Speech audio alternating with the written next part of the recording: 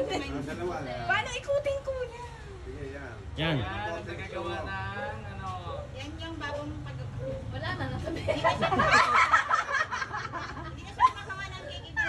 Business niya ngayon. Grabe. Ang kailangan yung negosyo. Maano siya? Parang negosyo yan. Parang konting pwersa mo lang tatabingin siya. Hawak mo pa nga lang tabingin.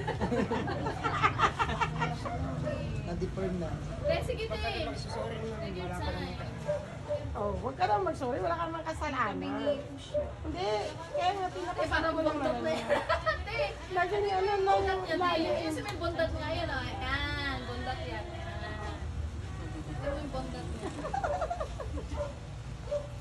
Yan po si Mayora, nagagawa po ng pasok. Hindi kayo mag-share dito.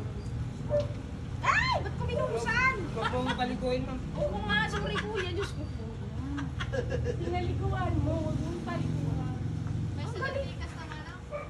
Kuya, tama na. Ayoko na. Sige, magpaalam ka na. Picturean kayo lahat yan. Ayan na. Picture daw ba yan?